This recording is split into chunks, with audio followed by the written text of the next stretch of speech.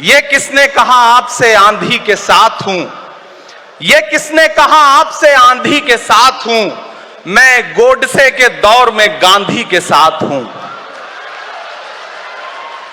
इस राष्ट्रीय अधिवेशन में पूरे भारत के एक एक छोर से, एक एक राज्य से आए हुए कांग्रेस पार्टी के जो तमाम सदस्य यहां पर उपस्थित हैं, मैं आपकी ऊर्जा को सलाम करता हूं और मैं आज जो प्रस्ताव पेश हुआ है उस पर बात करने के लिए आपके बीच में खड़ा हूं। एक ऐसा मुश्किल दौर है जब सत्ता में बैठे हुए सत्ताधीशों ने नफरत को अपना परमानेंट हथियार बना लिया हो। ऐसे समय में कांग्रेस पार्टी देश के हर कोने में जा करके मोहब्बत की बात कर रही है, प्यार की बात कर रही है। और इस जो कार्यक्रम का नाम है वो न्याय पथ है। न्याय पथ यानी कि इंसाफ का रास्ता। और उस इंसाफ के रास्ते पर अपने अतीत की विरासत को संभाल करके, संजो करके लेके चलता हुआ एक ऐसा न्याय का योद्धा जिसका नाम राहुल गांधी है, जो हम सब के लिए प्रेरणा का स्रोत है। मैं गुजरात में खड़ा हूं, जो महात्मा गांधी का गुजरात है, जो सरदार वल्लभ भाई पटेल का गुजरात है। तो मैं इस गुजरात में खड़ा होकर के अपने अतीत और अपने वर्तमान को मिलाता हूं तो मैं ये महसूस करता हूं और फख्र से सोचता हूं कि मैं वो हूं, मैं कांग्रेस का अदना सा एक वो सिपाही हूं जिसकी जड़ें जाकर के महात्मा गांधी से मिलती हैं और जिसके कदम जाकर के राहुल गांधी से मिलते हैं। मैं सौभाग्यशाली हूं कि मैं कांग्रेस पार्टी का एक अदना सा सिपाही हूं। साथियों, मैं कोई लंबा चौड़ा भाषण करने के लिए नहीं खड़ा हूं, बस आपसे यह कहना चाहता हूं, ये जो न्याय का पथ है, हम सब इस न्याय के पथ पर चलने के लिए संकल्पित हैं। हमारा समर्पण इस न्याय के पथ के लिए है, हमारा संघर्ष इस न्याय के पथ के लिए है।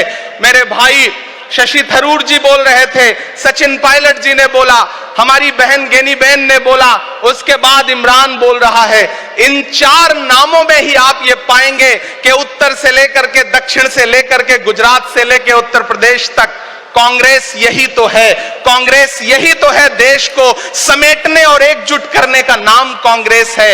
मुझे याद है कि जब कन्याकुमारी के साहिल पर खड़े होकर के, समंदर के साहिल पर खड़े होकर के हमारे नेता राहुल गांधी जी ने कहा था कि मैं 4000 किलोमीटर चलूंगा, एक नारा लगाऊंगा, नफरत छोड़ो भारत जोड़ो। हम सारे लोग उनके कंधे से कंधा मिला करके, उनके कदम से कदम मिला करके 4000 किलोमीटर चलते रहे। मैंने देखे हैं राहुल गांधी जी के पांव के छाले, मैंने देखा है उनका बहता हुआ पसीना। लेकिन हम आपसे पूछना चाहते हैं और इस स्टेज पर मौजूद कांग्रेस पार्टी के अपने तमाम वरिष्ठ नेताओं से भी यह निवेदन करना चाहते हैं कि जिस पथ पर, जिस इंसाफ के रास्ते पर राहुल गांधी इस मुश्किल वक्त में निकले हैं, हम उस लड़ाई में किस तरह से, कितने जोश के साथ राहुल गांधी जी के साथ खड़े हैं, यही तय करेगा। राहुल जी ने कहा है कि अगला निशाना, अगली जीत, अगला राज्य जहां कांग्रेस पार्टी जीतेगी वो गुजरात होगा।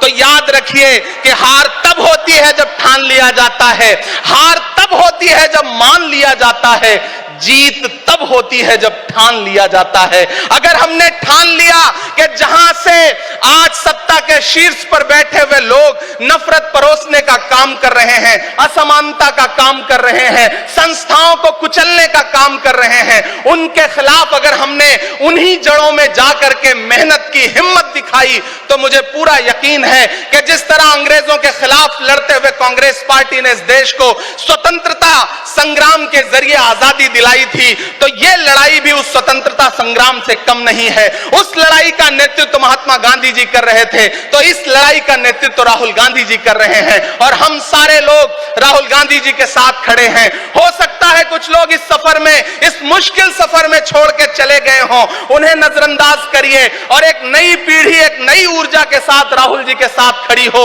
मैं तो कहना चाहता हूं कि कांटे गुल के साथ नहीं चल सकते हैं, बुज़दिल खुल के साथ नहीं चल सकते हैं। रास्ते में जो छोड़ गया उसे जाने दो, सब राहुल के साथ नहीं चल सकते हैं।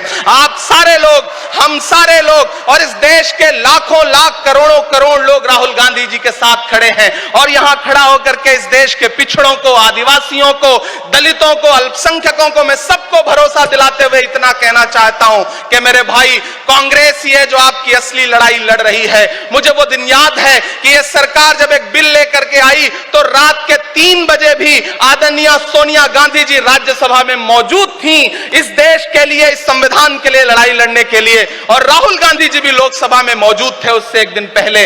जिस संजीदगी के साथ वो लड़ाई लड़ रहे हैं, हम सारे लोग उनके साथ खड़े हैं। और मैं ज्यादा भाषण नहीं करूंगा, जाते जाते बस आपसे इतना कह के जाना चाहता हूं साथियों कि यह न्याय का पथ और एक छोटी सी कविता, और उस कविता का जो शीर्षक है, उस कविता का जो हीरो है वो मंच पे मौजूद है। मैं चाहता हूं पीछे तक एक बार दोनों हाथ उठा करके तालियां बजाएं। मैं अगले 1 मिनट की कविता सुना करके यहां से आपसे विदा लूंगा।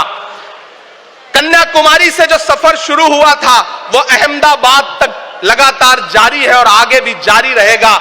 और कल ही राहुल जी परसों बिहार से लौटे हैं, तब यह कविता मैं सुनाता हूं कि उदास मौसम बदल रहा है, उदास मौसम बदल रहा है, धुएं का पर्वत पिघल रहा है, दिलों में लावा उबल रहा है।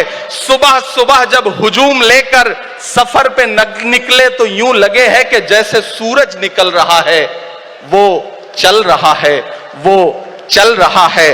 वो कह रहा है कि नफरतों से जो दिल है टूटे मैं जोड़ दूंगा। एक नारा नफरत छोड़ो भारत जोड़ो, एक नारा नफरत के बाजार में मोहब्बत की दुकान खोल ली है। वो कह रहा है कि नफरतों से जो दिल है टूटे मैं जोड़ दूंगा। वो कह रहा है हर एक दरिया हर एक तूफान को मोड़ दूंगा। सुनो सितमगर न समझो डर कर मैं अपने लोगों को छोड़ दूंगा, सितम की गर्दन मरोड़ दूंगा।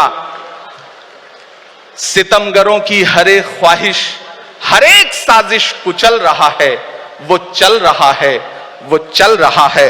अंतिम पंक्तियां पढ़ता हूं कि जमाने भर की तमाम माओं ने हाथ उठाकर दुआएं दी हैं, जमाने भर की तमाम माओं ने हाथ उठाकर दुआएं दी हैं, तमाम बच्चों ने इस तपस्वी का माथा चूमा बलाएं ली हैं। जो नफरतों का जहर भरा है ये बन के शंकर निगल रहा है, वो चल रहा है, वो चल रहा है।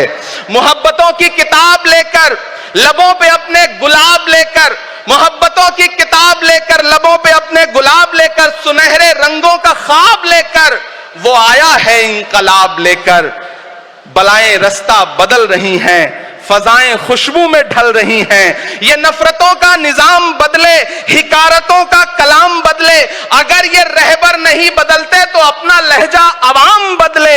अंधेरे बेचैन दिख रहे हैं, कोई जो है इस अंधेरी शब में मशाल की तरह जल रहा है। वो चल रहा है, वो चल रहा है, वो चल रहा है। बहुत बहुत आप सबको धन्यवाद दूंगा। साथियों, आपने जिस जिंदा दिली से सुना उसके लिए आपका बहुत आभार। न हम सफर न किसी हमनशी से निकलेगा, हमारे पांव का कांटा हम ही से निकलेगा। वतन की रेत मुझे एड़ियां रगड़ने दे, मुझे यकीन है पानी यहीं से निकलेगा। बहुत बहुत शुक्रिया।